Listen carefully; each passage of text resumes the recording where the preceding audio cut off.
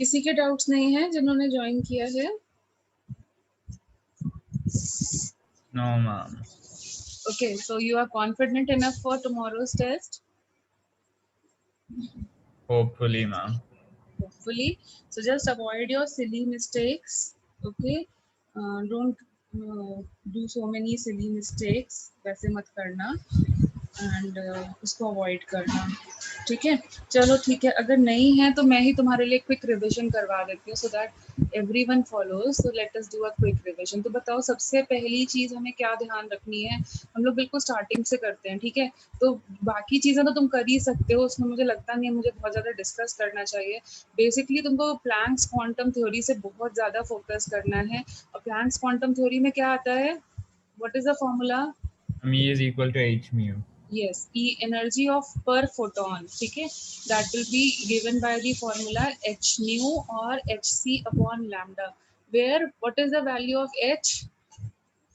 6.626 into 10 to the power minus 30. Yes, joules and seconds. What are the units of h? That is joules and seconds. अब इसको easy करने के लिए हम लोग क्या कर सकते हैं? हम लोग इसको 10 into and c की वैल्यू बताइए तुम्हें, स्पीड ऑफ लाइट होती है that is 3 into 10 raised to the power 8 meters per second. अब easy करने के लिए we can write 8 like 10 raised to the power minus 26 upon lambda, and lambda should be written in which units? Meters. And similarly अगर energy joules में चाहिए और अगर मुझे energy by chance electron volt में चाहिए, तो हम क्या कर सकते हैं? एचसी की वैल्यू को क्या कर सकते हैं? यहाँ पर 1.6 into 10 raise to the power minus 19 से डिवाइड कर सकते हो। किससे डिवाइड करोगे?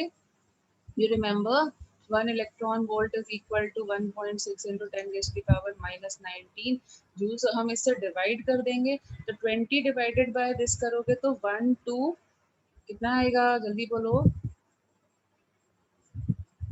जल्दी बोलो, नहीं याद आ रहा? मैंने तुमको ये वैल्यू लिखाई थी। Did we do this? I don't think we wrote the value in electron volt. Okay, but you can do it or not.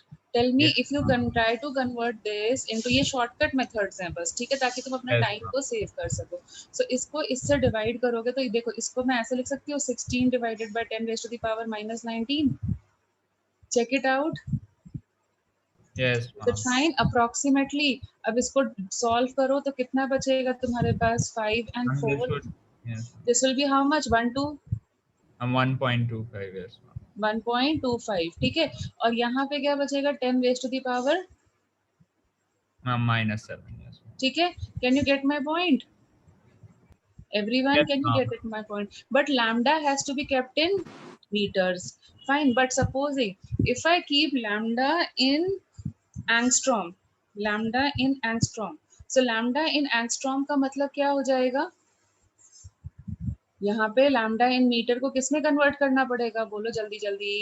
Supposing I keep in angstrom, so it won't it be 10 raised to the power minus 10? minus 10, yes, ma'am. और ऊपर electron volt की वजह से क्या हो गया? 1.25 into 10 raised to the power minus 7. Yes, Check it out. So now if I solve this, won't it be 10 raised to the power 3? yes, ma'am. ठीक है? एंड जिसको अगर हम बहुत अच्छे से सॉल्व करें, बहुत अच्छे से सॉल्व करें, तो अगर हम इसको हम ऐसे लिख सकते हैं 1250, देखो, Yes, ma'am. And lambda in angstroms, ठीक है? सो अगर बाय चांस तुमसे एनर्जी ऑफ फोटॉन जूल्स में ना मांग करके इलेक्ट्रॉन वोल्ट में डायरेक्टली पूछा जाता है, तो तुम ये फॉर्मूला भी यूज कर सकते हो। अदरवाइज ये कन्वर्जन मेथड है, तुम ऐसे भी कर सकते हो। Both ways followed. अगर याद रहता है तो याद रख लेना, नहीं याद रहता तो ये मेथड तो अपना है ही है। Can you get it? Yes, ma'am. ठीक है।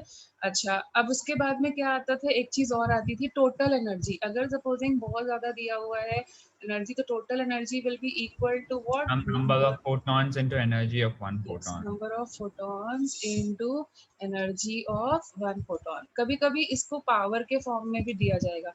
तो what is power? Power means energy emitted Energy पर per second, unit time. Energy पर सेकंड, ठीक है? तो ऐसा कुछ भी दिया जा सकता है।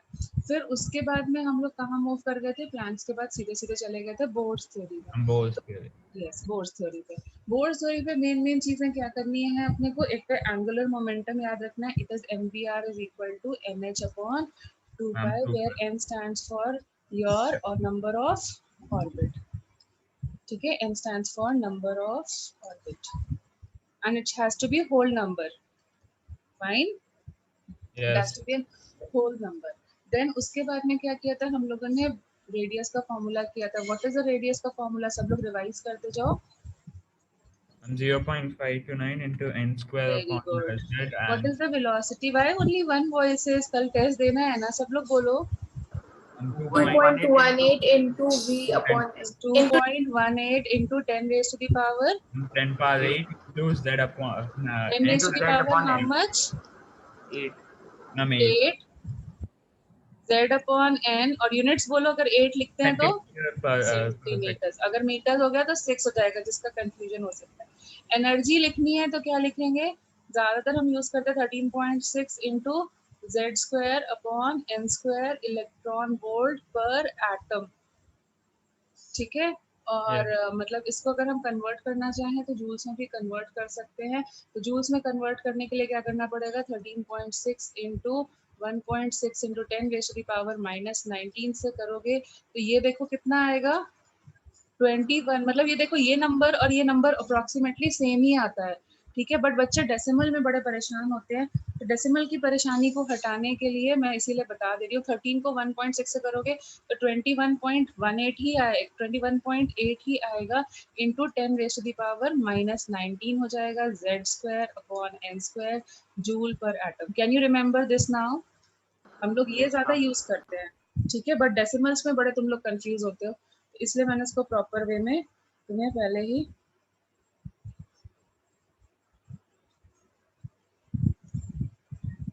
ठीक है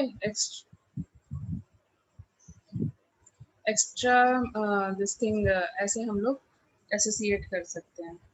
ठीक है, Yes. चलो नेक्स्ट देखते हैं। तो फिर उसके बाद हमारे को क्या फॉर्मूला मतलब आए थे, नेक्स्ट फॉर्मूलाज जैसे मैंने तुमको एक चीज बोली थी कि अगर तुम याद रख सकते हो तो रख लो, बहुत अच्छी बात होगी। तो what is the relationship between total energy and kinetic energy? Ma'am, total energy is En is equal to equal to minus of kinetic yes, energy. And potential energy? half of potential. Yes, and kinetic energy is equal to the ionization potential. Yes, ma'am. ठीक है, अब कभी कभी क्या होता है, ionization potential या excitation energy, उसको ऐसे कर देते हैं कि मतलब electron free electron. What is the energy of the electron at infinity? 0. 0. ठीक है, एंड देन क्या पूछ सकते हैं, फिर हमसे ये पूछ सकते हैं फ्रीक्वेंसी, टाइम पीरियड। तो टाइम पीरियड अपन कैसे निकालेंगे, फॉर्मूला लर्न कर सकते हो या फिर ऐसे कर सकते हो, डिस्टेंस अपॉन दिस। ठीक है, एंड फ्रीक्वेंसी क्या हो जाएगी, अगर फ्रीक्वेंसी बोला जाए तो it will B 1 upon time period. तो हम मतलब मैं नहीं चाहती कि तुम एक एक्स्ट्रा फॉर्मूला याद रखो, इससे तुम्हारा काम चल जाएगा। Yes, ma'am. Yes, ma'am. ठीक है, हम क्यों याद करें, वैसे इतनी सारी चीजें याद रखनी पड़ती। अब इलेक्ट्रॉन जब हायर एनर्जी लेवल से लोअर एनर्जी लेवल पे जंप करता है तो एक फोटोन एमिट करता है, जिसका लैम्डा हम लोग कैसे निकालेंगे, this is equal to Rydberg's constant Z square then upon 1 minus n1 का स्क्वायर माइनस 1 अपॉन n2 का square. Can you get it? n1 should be lower than n2 क्योंकि ये वैल्यू पॉजिटिव आनी है। Can you get it? Yes, ma'am. Wave number, इसको हम wave number भी बोलते हैं। Okay, we have to solve like this. And what is the value of Rydberg's constant? 1.01 into 10 to the power 5. Rydberg's constant, it is 1.09 or 1.1 into 10 raised to the power what? 10 raised to the power what? Um, 5. 5 अगर लिखोगे तो units क्या होंगी,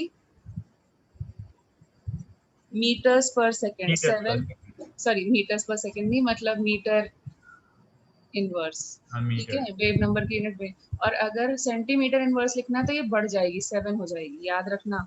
Yes, ma'am. ठीक है. And then after this what is there? Number of photons emitted या number of transitions या फिर नंबर ऑफ लाइंस. इसको हम लोग कैसे निकालते हैं? We call it as m into m-1 divided by 2 where m stands for Number of orbits. number of orbits involved. Okay अब इसको करने के बाद नेक्स्ट अपने को क्या करना होता है? फिर अपने पास सीरीज आती है. तो अगर n1 की वैल्यू 1 है और n2 can be anything, then what is it called as? Which series is it? Lyman. Lyman series. ठीक है. If n1 is 2 then it is what? Balmer. Balmer series. And where does Balmer series lie? In the I mean the visible Second. spectrum. Yes, in the visible region. Okay. Then ऐसे ही n1 की value अगर 3 है तो क्या हो जाएगा? Passion series. Lyman, Balmer, Passion. Then next is bracket. bracket. Then fund. Yes, fund. तो इस टाइप से हमें सीरीज याद रखनी है. सब रिवाइज हुआ तुम्हें? Yes, ma'am. तो अगर हमें हमारे पास इसके क्वेश्चंस कैसे आते हैं तो हमसे ऐसे पूछा जाता है शॉर्टेस्ट वेवलेंथ. शॉर्टेस्ट वेवलेंथ कब होती है? जब एनर्जी कहाँ से हो? infinity, sir. Yes, shortest wavelength मतलब n2 has to be infinity. n1 is fixed of the series. ठीक है, n1 फिक्स्ड है और जो मैंने लास्ट अभी करवा दिया था n2 can be anything. Sorry हाँ. एंड देन अगर हमसे पूछा जाता है longest wavelength, longest wavelength, the longest wavelength of a Neighboring particular orbit. series n1 is fixed and n2 has to be n1 plus 2 plus 1. Can you get it? Yes, ma'am. ठीक है. अब किसी भी सीरीज में अगर n2 की value n1 plus 1 है तो ये कौन सी लाइन कहती है? हम लोग इसको बोलते हैं first line of the series. ये भी इस टाइप का क्वेश्चन आ सकता है. अब अगर किसी भी सीरीज में n2 की वैल्यू n1 plus 2 हो जाए तो वो कौन सी लाइन होगी? Second line of that series. Can you follow? Can you Yes. follow this? And अगर हम लोग ऐसे ही बढ़ाते जाएं तो ये क्या हो जाएगी? Third line. एंड जो सबसे लास्ट लाइन होती है वो कहाँ से आएगी? Infinity, sir. Last. Yes. And this is also called as series limit. Series limit क्योंकि this is the maximum line you can get. This is the limit of the lines you can get now. This is the maximum Yes, ma'am. wavelength you can get on this. So this type के questions can also be asked. Can you get it? किस type के questions आ सकते हैं? Yes, ma'am. फिर last आएगा हमारा किससे question आएगा? डी ब्रॉगली से. बस इतना ही सिलेबस है कल के टेस्ट के लिए. डी ब्रॉगली थ्योरम हमने पढ़ बहुत ज्यादा लिया है बट हम लोगों का सिलेबस यहीं तक है. डी ब्रॉगली थ्योरम नहीं, डी ब्रॉगली प्रिंसिपल. तो डी ब्रॉगली वेवलेंथ क्या होती है? It depicts the dual nature of matter. Why wavelength is not considered for a moving car or earth and all? Because de Because Broglie's mass is very principle De Broglie's mass is very wavelength high. is So inversely proportional to de Broglie's wavelength. So the waves that are formed by macroscopic objects can be appears treated to be as straight. They can be neglected. तो यहाँ पे हमें सिर्फ कौन सा formula याद रखना है? h/p. p stands for momentum. So अगर मास और वेलोसिटी दिया है तो हम mv यूज कर लेंगे. अगर काइनेटिक एनर्जी दिया होगा तो we will use 2m ke. और अगर हमारे को पोटेंशियल दिया हुआ होगा तो we will use 2m ev. E stands for charge of the particle. Generally ये पार्टिकल इलेक्ट्रॉन होता है क्योंकि हम एटॉमिक स्ट्रक्चर के बारे में बात कर रहे हैं तो वो जनरली ये पार्टिकल इलेक्ट्रॉन ही होता है. And V stands for potential in volt. Potential in volts. ठीक है, तो हमें ये फॉर्मूलाज यूज करने हैं. Fine. And then last thing is number of waves in and made in an orbit is equal to number of waves made in an The orbit is number of equal to जिस orbit के बारे में बात कर रहे हो यही है. तो देखा तुम लोगों ने क्वेश्चंस अगर सॉल्व किए, मैंने तुमको बोला था कि पर डे कुछ क्वेश्चन का नंबर लो और उसको सॉल्व करो. तो तुम लोगों ने सॉल्व किए होंगे तो तुमने खुद ही देखा होगा इन्हीं के आसपास हमारे सारे क्वेश्चंस घूम रहे हैं. Yes, ma'am. ठीक है, हम इसके अलावा हमें कुछ एक्स्ट्रा नहीं करना है. All the questions are governed by these formulas only. Can you Yes. follow this? Can you follow this? Yes, ma'am. ठीक है, अब देखो थोड़ा सा हम आगे का देखते हैं। जैसे ये एक्सपेक्टेड है, ये people expect that you should know in maths, but may be अभी नहीं कराया गया होगा, या फिर तुम्हारा ब्रेन उस पॉइंट पे ट्रिगर नहीं कर पाता है इस टाइप के क्वेश्चंस में। तो मैं कुछ इस टाइप के क्वेश्चंस भी करवा देती हूँ। सो न्यूमेरिकल टाइप से क्वेश्चन तो तुमने कर लिए हैं, अब हम ग्राफ्स रिलेटेड क्वेश्चन, ठीक है, ग्राफ्स रिलेटेड। तो एक ग्राफ्स में तुम्हें कुछ चीजें याद रखनी है। जब भी ग्राफ का क्वेश्चन आता है ना, बच्चे देख के डर जाते हैं क्योंकि वो उनसे होते नहीं है जनरली। तो मैं तुमको कुछ टिप्स एंड ट्रिक्स बता देती हूँ। सो उसके बाद में क्या होगा, कभी भी फिजिक्स के ग्राफ्स हो चाहे केमिस्ट्री के ग्राफ्स हो, कुछ भी हो, you will be finding it easier to do that. Okay, now see what is it. अगर कब देखो, जब भी हमारे पास ग्राफ्स का क्वेश्चन आएगा, हमारे पास 3 तरीके की रिलेशनशिप आएंगे। एक तो क्या आएगी, direct relationship, y is proportional to x relationship. तो यहाँ पर जब y is proportional to x, तो जैसे जैसे y की वैल्यू बढ़ाओगे x की वैल्यू बढ़ेगी। टेल मी, जैसे जैसे Yes, y ma'am. की, और दोनों की पावर 1 है, तो ये क्या देती है हमें generally, it gives a straight line. मतलब तुम्हें जो इक्वेशन पढ़ी है ना, y is equal to mx plus c, Yes, ma'am. अगर तुम्हारी डायरेक्ट रिलेशनशिप है तो अपनी इक्वेशन को तुम्हें इस इक्वेशन से कंपेयर करना है, और कंपेयर करने के बाद में m is going to represent the slope, c is going to represent the intercept, ऐसे सॉल्व करना है। अगर स्लोप नेगेटिव आ गया तो लाइन कैसी जाएगी, इफ स्लोप इज पॉजिटिव, इसका मतलब क्या हो गया, how will be the line, ये y एक्सिस है, ये x एक्सिस है, Will लाइन कैसे pass जाएगी, through ऐसे upward. वो Yes. अपवर्ड। ठीक है, if your m is negative, that means line कैसी जाएगी, It will go in the opposite direction. Can you get the relationship now. Yes, ma'am. Now depend करेगा c positive है कि नहीं, c पॉजिटिव है तो यहाँ ऊपर कट करेगा, नेगेटिव होगा तो नीचे की तरफ कट करेगा। Can you get this much. देखो ये सब तुम्हें पता था, बट मे बी तुम रिकलेक्ट कर करके अप्लाई नहीं कर पाते हो, बट अब कर पाओगे। Yes, ma'am. मैंने उल्टा लिख दिया, it has to be upward. Everyone give me a yes, everyone Yes, give me ma'am. A yes. Yes, ma'am. ठीक है, now is it easier, fine. Now see the next part. Now दूसरी तरीके की relationship कैसी आ सकती है, y is inversely proportional to x, so now you will not get a straight line, now over here you will get a curve, याद रखना। ठीक है, एक ही बार बस स्ट्रेट लाइन आती है डायरेक्ट रिलेशनशिप। और कर्व भी कैसा होगा, कर्व भी कैसा होने वाला है, decreasing curve. Y decreasing curve, क्योंकि y की वैल्यू ज्यादा, x की वैल्यू कम, ऐसे ही होगा। Yes, ma'am. ठीक है, 1/x की वैल्यू कम। ठीक है, तो y की वैल्यू ज्यादा, 1/x की वैल्यू, सो y की वैल्यू ज्यादा, 1/x की वैल्यू कम हो जानी है। Can you get it,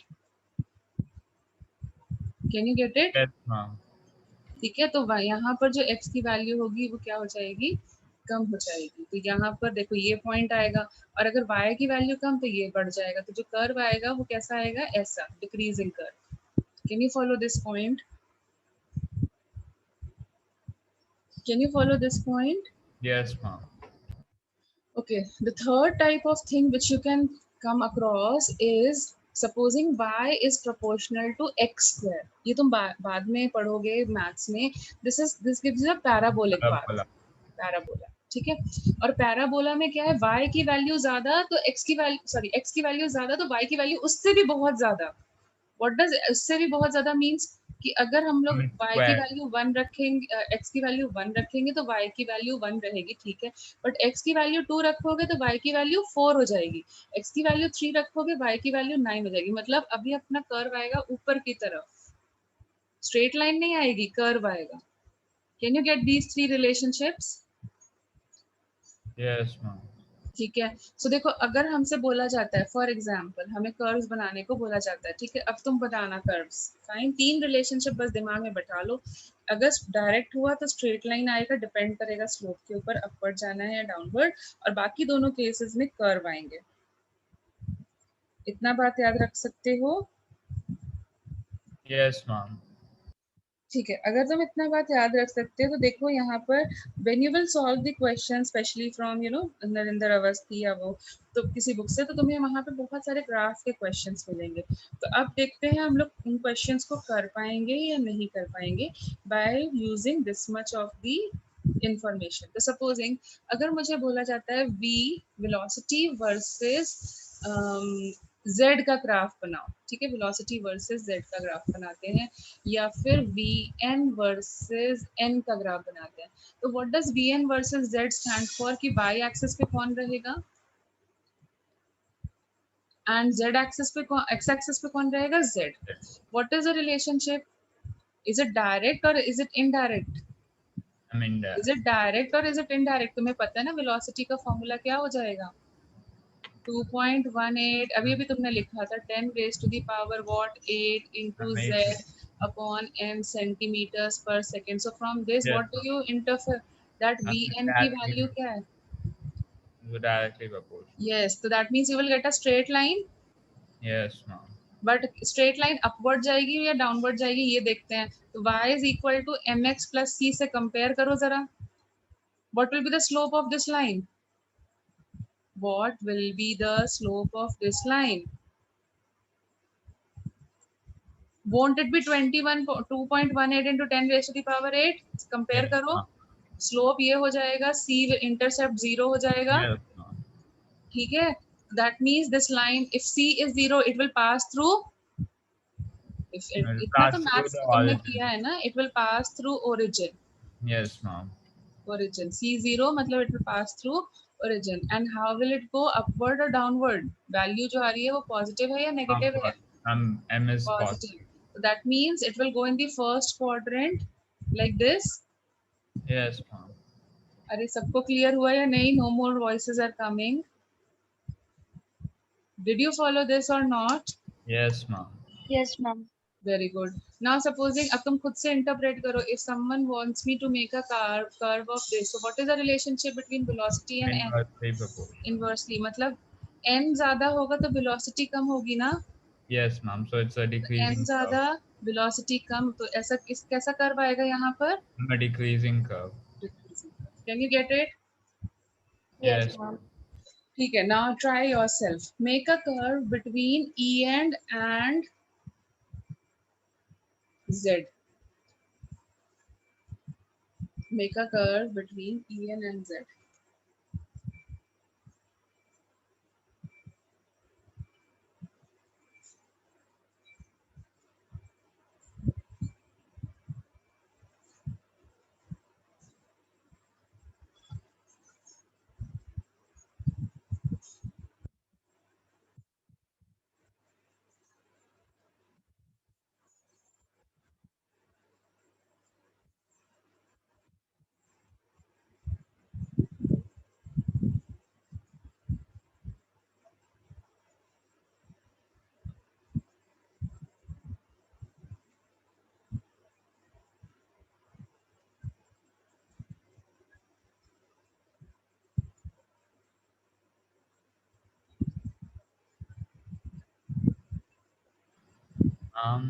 Yes. It will be a parabola. In which quadrant? In which quadrant? How will we draw it? Now see, it will be what? Minus 13.6 into Z square upon N square. This is the Yes. formula. ठीक है, now Z square मतलब relationship कैसी है? E is proportional to Z square, मतलब ये parabola आएगा। ये तो क्लियर हो गया ना सबको? Yes, ma'am. Yes, ma'am. ठीक है, बट Z की वैल्यू क्या होती है? पॉजिटिव लेंगे मतलब Z पॉजिटिव आएगा, लेकिन एनर्जी कैसी आएगी? Negative. Negative. This is representing x axis and this is representing y axis, तो y की वैल्यू नेगेटिव आनी है और x की वैल्यू हमेशा पॉजिटिव आनी है। ऐसा किस एक्सिस में होता है? Ma'am, the fourth fourth quadrant. Quadrant. Can you get my point? Yes, ma'am. En has to be negative and Z has to be positive. Can you get it? Yes, ma'am. Yes, Everyone? Yes, ma'am. Everyone? ठीक है, so now try solving this. So if I try solving this, so अब खुद से मतलब तुम visualise कर सकते हो कि Z की वैल्यू अगर 1 रखें तो एनर्जी कितनी होनी चाहिए? 13.6. Can you get my point?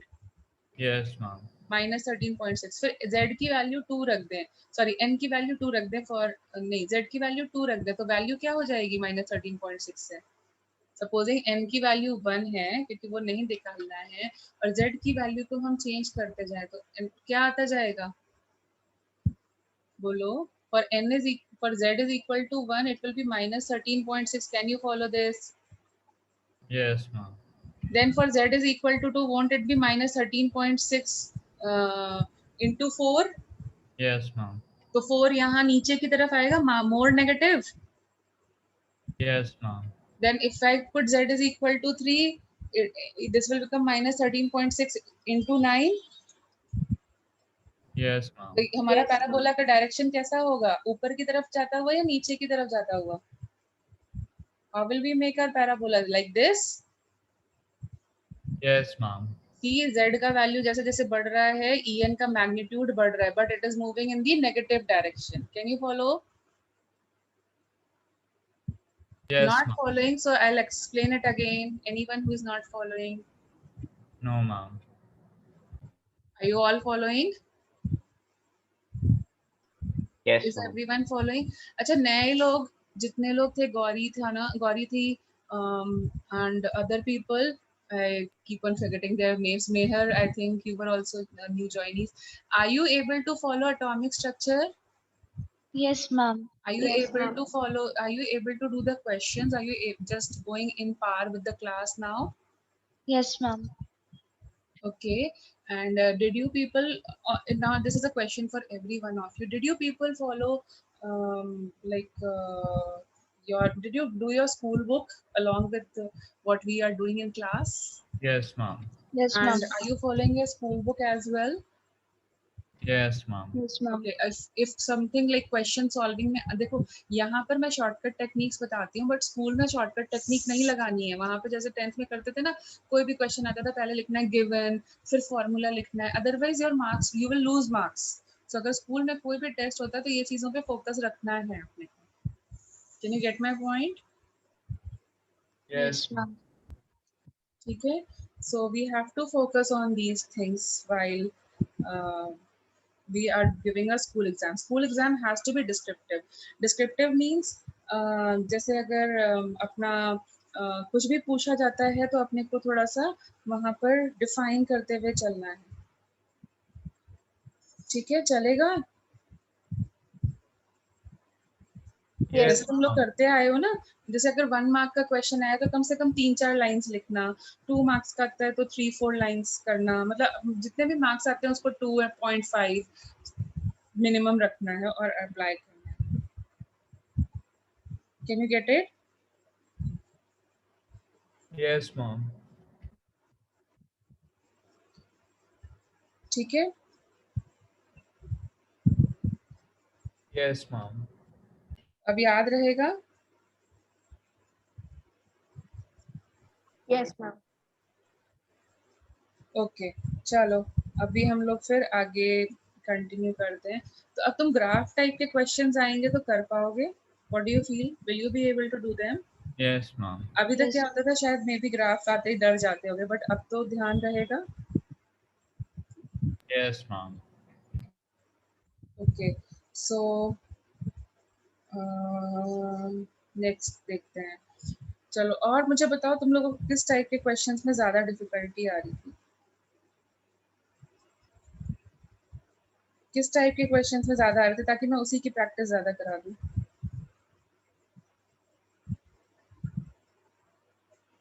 सारे क्वेश्चंस हो रहे थे that seems. Ma'am. Yes. Perhaps, ma'am, the spectrum questions a bit. Spectrum questions में ज्यादा डिफिकल्टी आ रही थी. Ma'am, a bit. Okay.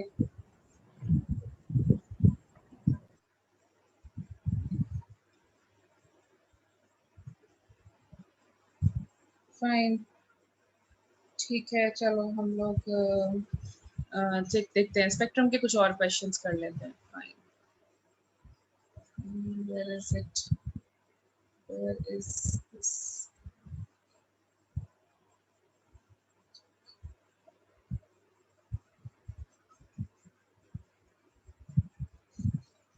De Broglie's के हो पा रहे थे? Yes, ma'am. ओके, चलो करते हैं. चलो कुछ प्रैक्टिस करते हैं question, so that you become confident for your test.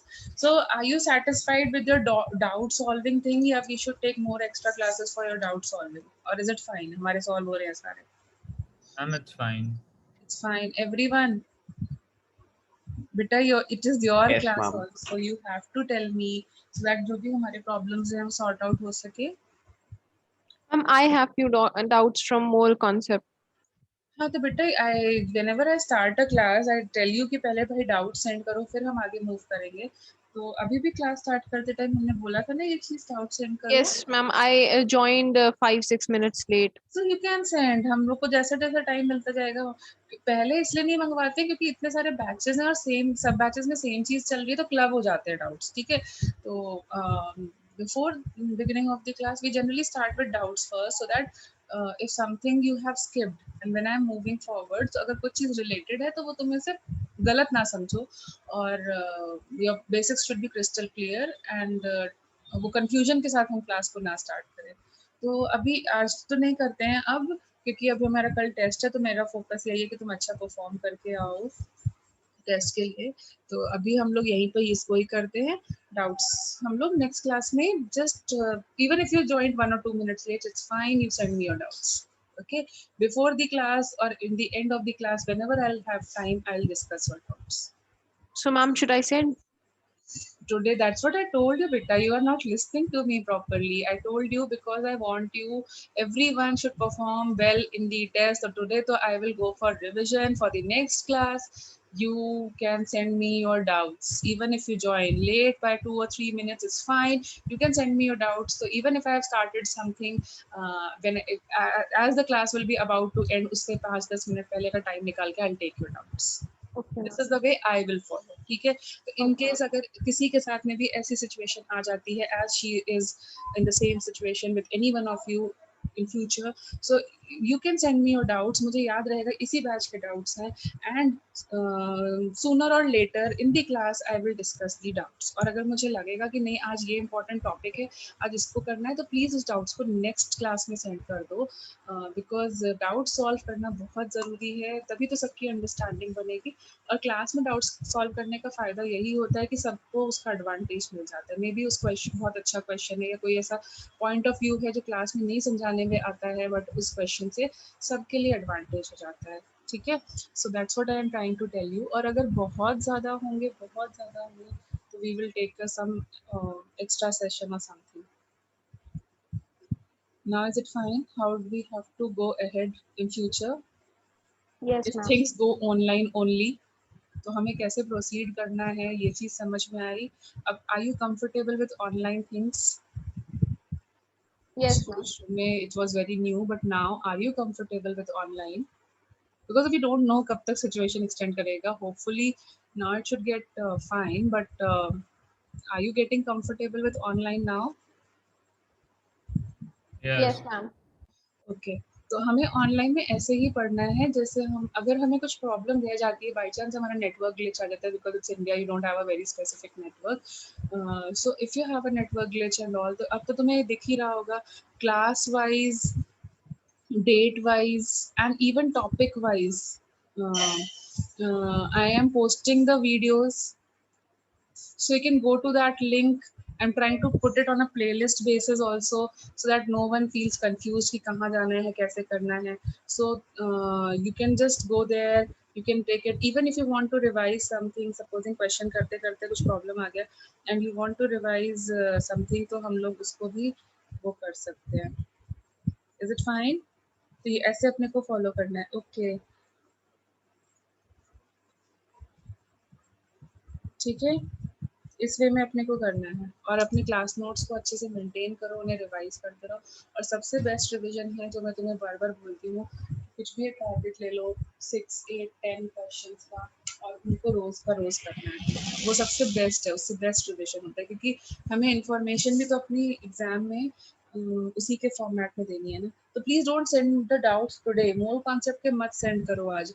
Next class में करेंगे क्योंकि कल हमारा जो टेस्ट है ना उसमें मोल कॉन्सेप्ट नहीं आ रहा है सिर्फ बोर्ड थ्योरी नहीं डी ब्रॉगलीज तक आ रहा है. ओके. नेक्स्ट क्लास में I will take your doubts. Fine. Ma'am so खाली एटॉमिक स्ट्रक्चर आ रहा है. हाँ बेटा ठीक है. I'm only atomic structures. Yes, beta, only atomic. Because it was mentioned that I know we do mention like this because I wanted you to revise mole concept and atomic structure because I don't want you to like leave anything behind. But ठीक है, अब last moment पे मैं तुम्हें बता सकती हूँ कि तुम आज सिर्फ इसके formulas revise करना, क्योंकि अभी तुम लोगों को इतना ज़्यादा revise करने की आदत नहीं पड़ी है, तो इसलिए अभी सिर्फ atomic structure पे ही focus करना, ठीक है? On purpose we did it like this, on purpose मैंने उनको बोला था पूरा लिखने को ताकि सबका रिवीजन हो जाए। ऐसा क्या होता है तो मोल कॉन्सेप्ट छोड़ देते, शायद रिवाइज नहीं करते हो और फिर तुम्हारे को फिर प्रॉब्लम्स आती, तो इसलिए on purpose I did it like this. But now I am telling you very frankly, सिर्फ एटॉमिक स्ट्रक्चर आएगा तो सिर्फ इतना फॉर्मूलाज रिवाइज करके जाओगे। Any problem now? no, पढ़ लिया, अच्छी बात है, वो तो हमें वैसे भी 2 साल तक पढ़ते ही रहना है ना। You can't afford to कि चलो हो गया किताब छोड़ देते हैं, ये चैप्टर तो पूरा साल पढ़ते रहना है ना, yes, ma'am. ठीक है? तो इसलिए रिवीजन होता रहेगा। सो देखो यहाँ पर एक क्वेश्चन एटॉमिक स्ट्रक्चर का, तो ये वाला डाउट हम पहले ले लेते हैं। An electron having a velocity of 2 × 10⁻⁴ 6 metre per second. But देखो ये भी वैसे सिलेबस का नहीं है, बट तुमने पूछ लिया तो मैं देख लेती हूँ। Has uncertainty of in kinetic energy is 6.62 into 10⁻⁻21 upon pi joules. Calculate the uncertainty in position. Calculate the uncertainty in position. तो हाइजेनबर्ग्स तो मैंने तुम्हारे क्लास में पढ़ा दिया है ना, तो what is the formula Yes, for this thing? देखो अगर तुम्हें काइनेटिक एनर्जी पता है और ये इलेक्ट्रॉन है तो क्या तुम वेलोसिटी निकाल सकते हो? half mv² will be equal to kinetic energy. Can you find the uncertainty in velocity? 2ke/m का अंडर रूट, बोलो कर सकते हो या नहीं? Yes, ma'am. ठीक है, now if you can find the uncertainty in velocity, so what is the formula to find the uncertainty in position? Heisenberg's uncertainty principle लगाएंगे? Yes, Tell ma'am. me, तो ये देखो ये जो फॉर्मूला है ना, ये ½ mv² के लिए, डेल्टा वी के लिए नहीं है। ये फॉर्मूला जो है वो डेल्टा वी के लिए नहीं है, हमें डेल्टा वी चाहिए एंड अनसर्टेनिटी। अनसर्टेनिटी के लिए जब हम फॉर्मूला लिखेंगे तो वो क्या लिखेंगे? अगर v डेल्टा होगा तो देयर, अगर वेलोसिटी वैरी करेगी तो काइनेटिक एनर्जी वैरी करेगी या नहीं? Tell me, Yes, if velocity is varying, kinetic energy will also vary. So that's why kinetic energy is variable.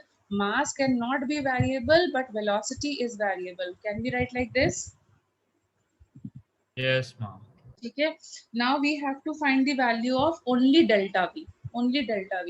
तो अब थोड़ा सा बेसिक मैथमेटिक्स में तुमको इंटीग्रेशन सिखाया गया है. Yes, ma'am. तो अगर मैं इसको इंटीग्रेट करूं de/dv कर करके, ठीक है, तो what is the integration of d times of x² by dx? क्या होता है इसका integration? Isn't it 2x? 2x 2x dx कराया गया था. Yes. तो अब खुद से लिखो, अगर मैं इसको इंटीग्रेट करूं तो डेल्टा ई रहेगा, यहाँ पर क्या हो जाएगा? हाफ m तो कांस्टेंट है तो उसको हम बाहर लिख देते हैं, and then it will be 2 delta v dv. बोलो ऐसा होगा कि नहीं? Yes, ma'am. 2 delta v dv आएगा या नहीं आएगा? Yes, ma'am. So, अब देखो 2 से 2 कैंसिल हो जाएगा. So what is it? Uncertainty in kinetic energy which is given to us is equal to m times delta v dv. Is it fine? Yes, ma'am. So now just we need to solve it delta v dv. ठीक है, तो what is delta v? What is delta v? देखो यहाँ पे अगर इसको solve करते हैं तो what is delta v? Isn't it kinetic energy upon mv? Check करो. Yes, ma'am. mv और you can say m delta v. तो अब यहाँ से मुझे बताओ, can you calculate the अगर हम लोग इसमें अब हाइजेनबर्ग्स अनसर्टेनिटी प्रिंसिपल लगा देते तो हाइजेनबर्ग्स अनसर्टेनिटी प्रिंसिपल क्या बोलता है, that is delta x delta m delta b has to be equal to h upon 4 pi. Yes, ma'am. तो ये अपने को क्या हो जाएगा, it will become this upon m delta v, check करो। Yes, ma'am. एंड इसकी वैल्यू हम लोगों ने अभी अभी निकाल रखी है, h upon 4 pi m delta v की जगह क्या लिख सकते हैं हम लोग, can B right it as delta k e upon m v. Yes, ma'am. Now you just need to put the values and solve it. Can you do it now? Yes, ma'am. Will you be able to do it now? Ma'am, how will we calculate delta Ke? अरे वो तुम formula लगाओगे ना, कि kinetic energy is equal to half m v square, यहाँ से v आएगा कि नहीं आएगा, v निकाल सकते हैं ना यहाँ से, क्या हो जाएगा 2 under root this upon m। Can you calculate it now from here? Yes, ma'am. बस हम उसको पुट कर देंगे। देखो यहाँ पे जब फॉर्मूला लिखते हो, तुमने जब इंटीग्रेशन में पढ़ा होगा तो it is 2x dx square ना, तो जब हम यहाँ पे डेल्टा v को इंटीग्रेट करेंगे तो क्या आ जाएगा, m v times of d v बचेगा, सॉरी माय मिस्टेक, मैंने यहाँ डेल्टा गलती से लगा दिया, एम वी डी वी बचेगा कि नहीं, m Yes, v d v ma'am. बचेगा, and d v is what I am writing it as delta v. अब यहाँ पे देखो क्या बनेगा, kinetic energy will be m v delta v, delta dv is equal to kinetic energy upon mv, और half mv square कर करके तुम वेलोसिटी निकाल सकते हो कि नहीं। Now can you get the solving part, can you get the solving part now? Yes, ma'am. ठीक है, तो वैसे तो तुम्हारा सिर्फ शायद डी ब्रॉगलीज तक ही आ रहा है, बट तुमने डाउट पूछा था इसलिए मैंने तुम्हें ये एक्सप्लेन कर दिया। तो अब वो स्टेप क्लियर हो गया जिसमें तुम्हें कंफ्यूजन था। Yes, ma'am. ओके चलो दूसरा क्वेश्चन अब ले ही लेते हैं, मोल कॉन्सेप्ट हम डाउट्स ले रहे थे। तो सो vapour density of ammonia is 8.5, okay, so tell me 85 grams of ammonia, ये सब लोग कर लो प्लीज, अपने आप करो जरा, सब लोग ट्राई करो, I want to see other people. कोई बात नहीं, कभी कभी स्किप हो जाता है, ऐसा नहीं है। तो tell me what will it be if vapor density of ammonia is 8.5, what will be the molecular weight of ammonia? What is the relationship between vapor density and Ma'am, 17. 17? 8.5. ठीक है 17। So what is the moles of ammonia? ऐसे question में सबसे पहले moles निकाला करो। What are the moles of ammonia? So it will be 85 upon 17, कितने हो गए? 5 moles. 5 moles. And how do we find vapor of a volume of a gas at NTP? 22.4 liters. formula. 22.4 So liters. moles into 22.4 liters. ये सिर्फ gas के लिए ही valid है। It will be 5 into 22.4 liters. तो बेटा अब आगे का सॉल्व कर सकते हो तुम, Yes, ma'am. ठीक है। So अगर तुम्हारे पास कभी भी कोई गैस दी हुई तो अब समझ में आ गया कैसे करना है, Yes, ma'am. ठीक है। नेक्स्ट क्वेश्चन देखते हैं। When an element forms an oxide, देखो इस टाइप का क्वेश्चन तुम लोगों ने अभी नहीं किया है तो इसलिए अच्छा क्वेश्चन है, डिस्कस कर लेते हैं। forms an oxide in which oxygen is 20% by mass, ठीक है। then what is the equivalent weight of the element? so अब equivalent weight निकालने के लिए हमें क्या क्या चीजों की जरूरत पड़ती है? how do we calculate the equivalent weight? Don't we need the atomic weight of the element? बोलो क्या Yes, क्या ma'am. रिक्वायरमेंट है? and we need the valency of the element, n Yes, factor ma'am. जरूरत पड़ती है, और एक element के लिए Yes, n ma'am. फैक्टर क्या होता है, उसकी वैलेंसी, ठीक है। तो अब ना एटॉमिक वेट पता है ना वैलेंसी पता है, बट बाकी इंफॉर्मेशन पता है। तो make the formula, how do you make the formula? Supposing my element is m, इसकी वैलेंसी अपने को नहीं पता, let us say it is x, okay, let us say the valency is x। Oxygen दूसरा element होगा, उसकी valency 2 होगी। So what should be the formula of this compound? M2OX. Very good, M2OH. What should be the molecular weight of this compound? Won't it be 2m plus 16x? Do you agree with this or not? Yes, ma'am. Yes, How do you find the percentage weight? देखो कुछ नया नहीं कर रहे हैं, बस हम लोग वैसे ही कर रहे हैं. Percentage weight of the element क्या हो जाएगा? जैसे यहाँ पे 20% है, that won't be the weight of the element, that is कितना है हमारे पास 2m. देखो 2m, isn't it? Isn't it?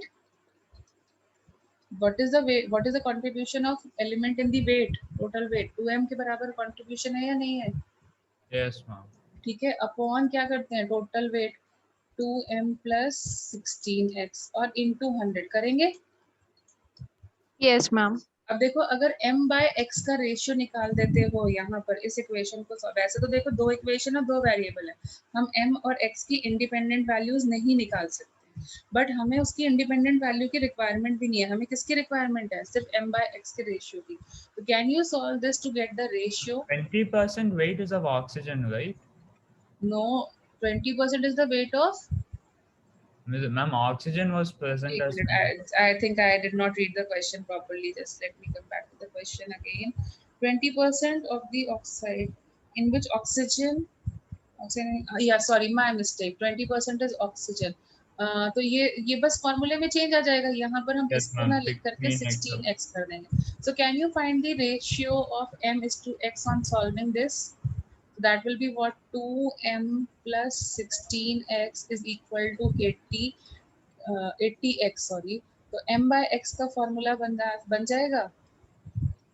80 minus 16 करोगे तो कितना बचेगा? 64. Am I correct? Tell me. अरे बोलो तो 80 minus 16 करने में कितना टाइम लगता है बेटा? Yes, ma'am. And then divided by 2, that is how much? 32. So what is the equivalent weight of the metal element? Molecular weight of this, sorry, atomic weight divided by valency, and that is coming out to be 32. So can you get the equivalent weight of the metal will be 32? Yes, ma'am. ma'am. भी इस type का कभी भी question आएगा तो क्या करना है? फॉर्मूला बनाना है, कंट्रीब्यूशन देखना है, करना है. कर पाओगे अब से? Yes, ma'am. Yes, ma'am. Ma'am, Victor, we could have done this question by assuming the total weight to be 100. हाँ, you can do that only. You can do it by any method. बस m by x का ratio निकालना है, उससे भी कर सकते हो. ठीक है. अच्छा, विक्टर मेयर प्रोसेस, जेल्डाल्स मेथड, इस टाइप के क्वेश्चंस आएंगे तो अपने को नहीं करने हैं. ठीक है. ये Okay, हम लोग ma'am. बाद में 12th में करेंगे. Okay, ma'am. ठीक है. अच्छा, नेक्स्ट क्वेश्चन जिसमें तुम्हारा डाउट आ रहा है तो देख लेते हैं वो भी.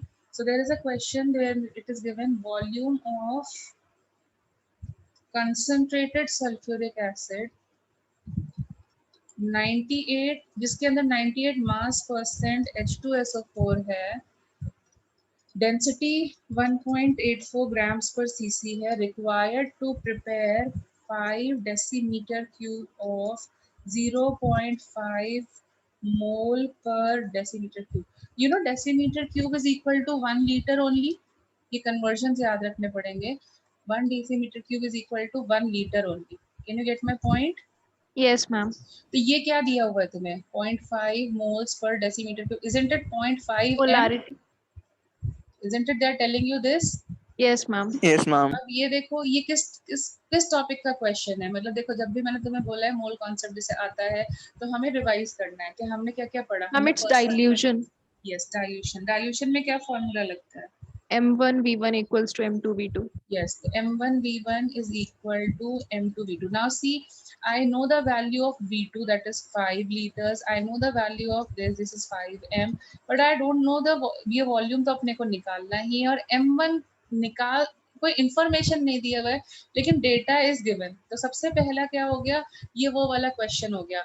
मतलब दो पार्ट ऑफ द क्वेश्चन हो गए. पहले तो डाइल्यूशन का ये क्वेश्चन है, उसमें से M1 मेरे लिए मिसिंग है, इसलिए अब ये दूसरे पार्ट से क्वेश्चन हो गया कन्वर्जन्स वाला. याद आया? दो क्वेश्चंस का एक कॉम्बिनेशन बना के एक क्वेश्चन बनाया है. Yes, ma'am. कि अपने को परसेंटेज वेट को मोलैरिटी में कन्वर्ट करना है. Can you get it? Yes, ma'am.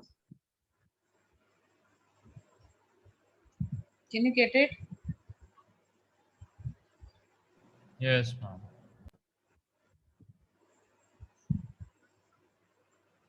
ठीक है, तो अब इसको फिर आगे करते हैं। तो अब पहले बताओ परसेंटेज वेट बाय वेट को कन्वर्ट करने के लिए मैंने क्या बताया था, अज्यूम कर लो 100 ग्राम्स सॉल्यूशन है, ठीक है। तो 100 ग्राम सॉल्यूशन में 98 ग्राम्स हमारे पास ये होगा,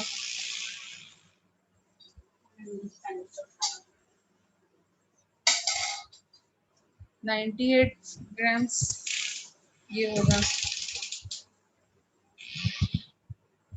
okay. 98 grams is 1 mole or not? Yes, ma'am. Okay, 98 grams is getting that is 1 mole. So what will be the molarity?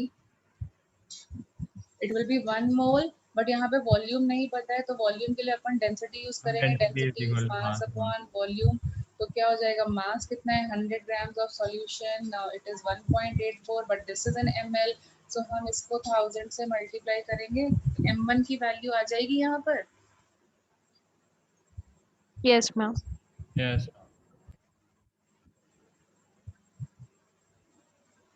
Can you get it? Yes, ma'am.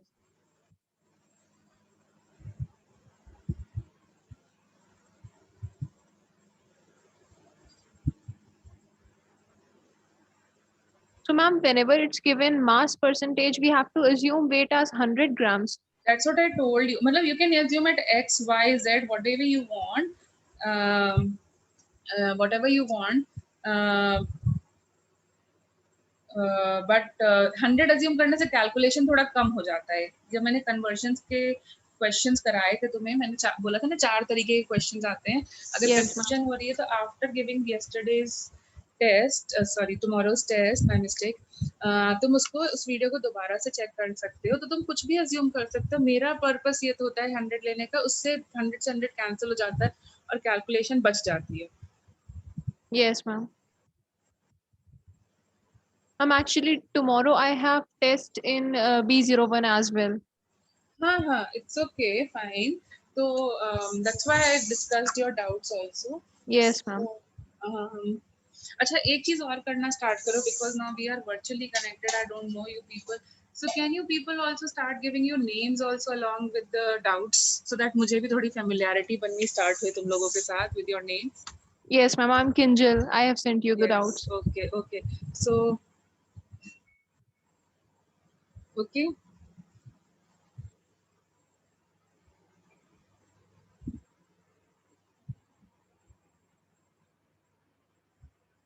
Fine. तो उससे हमारा थोड़ा सा फेमिलियरिटी बनेगा when we will meet in person, so थोड़ा सा we will feel connected. Okay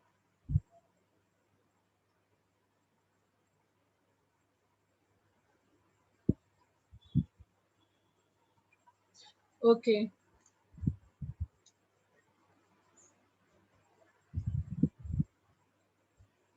ठीक है। Next shall we move to the next thing? अच्छा ठीक है, चलो हम लोग एक डाउट और ले लेते हैं। सिद्धि, तुम्हारा डाउट तो आई थिंक सॉल्व आउट हो गया है। Yes, ma'am. Okay,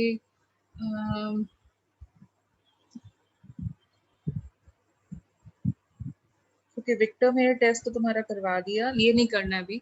next doubt देख लेते, चलो ये भी सब लोग ट्राई करते हैं, क्योंकि हमारे को मूल कॉन्सेप्ट भी रिवाइज करते रहना है।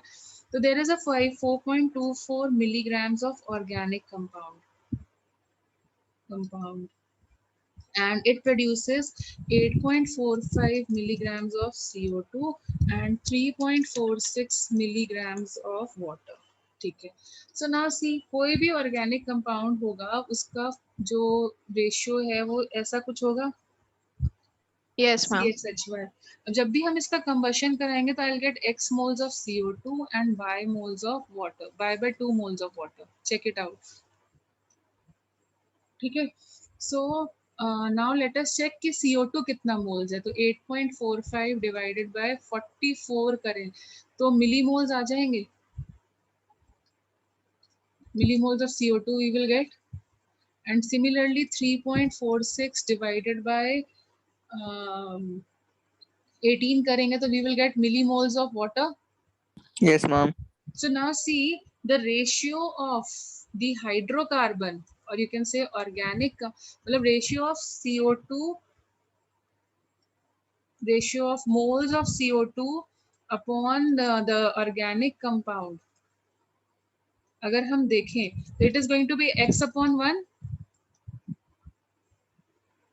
moles of CO2 upon moles of organic compound देखें तो it is going to be CO.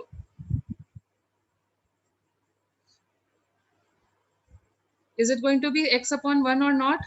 Yes, ma'am. ठीक है, तो अब हम ऐसे ही अगर हम moles of this and this निकाल ले तो हमारे मोल्स ऑफ और ये x की वैल्यू निकल आएगी या नहीं? Similarly moles of water upon moles of organic compound क्या हो जाएंगे? Y upon 1. y by 2 upon 1. Yes, ma'am. Check it out. And if I take the ratio of these two, मतलब सिर्फ इसका दे दूँ, moles of CO2 upon moles of water का ratio देखूँ तो isn't it going to be 2x upon y?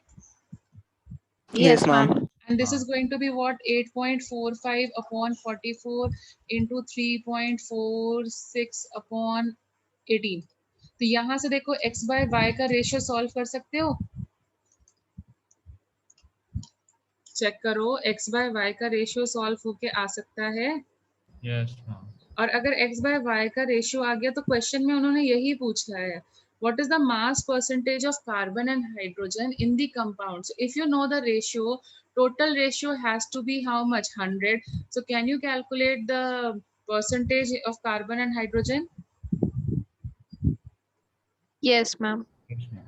ठीक है, बस उस वे में अपने को सॉल्व करना है.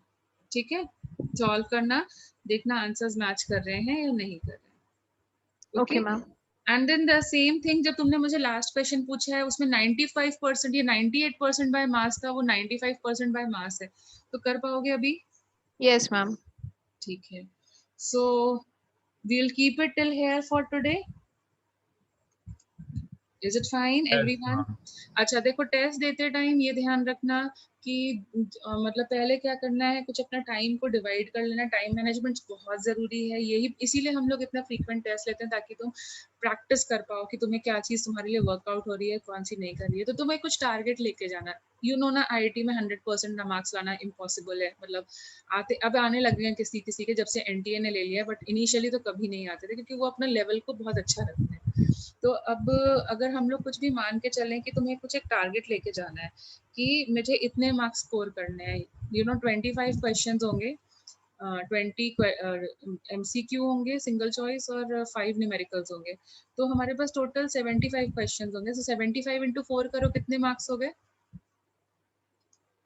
कितने मार्क्स हो गए? 300. 300 हो गए. ठीक है, अब तुम्हें एक टारगेट लेके जाना कि मुझे इतना % स्कोर करना है. ठीक है, इट कैन नॉट बी 100%. 100% वाला टारगेट होता है, बहुत अच्छी बात है, बट इनिशियली 100% नहीं सोचना है. तो टेल मी, क्या टारगेट लेना चाहते हो तुम? टेल मी, जल्दी जल्दी बोलो, otherwise our time will overlap with the next class and I want to discuss this desperately. Tell me yourself, jaldi jaldi bolo, how much you want to score in percentage? I'm at least 70 to 70. 70 to 80, that is a good score. Fine, उस अच्छा score है, अच्छी rank है. तो 70% मतलब हो गया 210 marks लाने अपने को. 210 का मतलब है हर क्वेश्चन जो है वो 4 मार्क्स का है. That means I should attempt how many questions? How many questions? इसको डिवाइड करो जल्दी से. 52 questions. हाँ, I'm 52. 52 questions. 52 questions, that means how many questions per subject? Divided by 3. Approximately बता दो. I'm at least. Ma'am, approximately 18 questions. चलो 17 and 17 in chemistry, physics and maths. Now getting it. अब देखो 17, तो अब खुद से बताओ, 25 में सिर्फ 17 क्वेश्चन तो तुम देख सकते हो ना, इजी वाले. मतलब अगर तुमसे फॉर एग्जांपल 8 क्वेश्चंस नहीं हो रहे तो it is not a big deal, because I am not targeting that much high. Can you get my point? अब खुद बोलो, 25 क्वेश्चंस का मैंने टाइम दिया था, मतलब you should give 1 hour to each subject.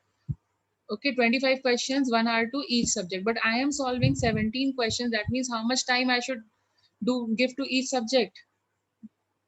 How much time for each subject? अरे unitary method लगा लो बेटा. 70% of 1 hour is how much? How much time do you take in calculation? कैसे करोगे? वहां तो इतने सारे कैलकुलेशन करनी पड़ेगी. 42 minutes. 42 minutes. That means 42 मैं लगभग ये बोल रही हूँ 42 मतलब अपना पेपर जो है how much 120 minutes में मेरे 17 questions पर सब्जेक्ट हो जानी चाहिए. मतलब अपना जो 3 hour है उसको ऐसे डिवाइड करना. पहले सबसे easiest जिसमें एक एक लाइन का कैलकुलेशन है, कॉन्फिडेंस हो, उन क्वेश्चंस को करना. फिर 120 minutes में हो जाने के बाद गिव अप नहीं करना है, खाली नहीं बैठना है, पेपर को सबमिट नहीं करना है. check them that you haven't attempted any kind of silly mistake, क्योंकि negative marking होती है. तो check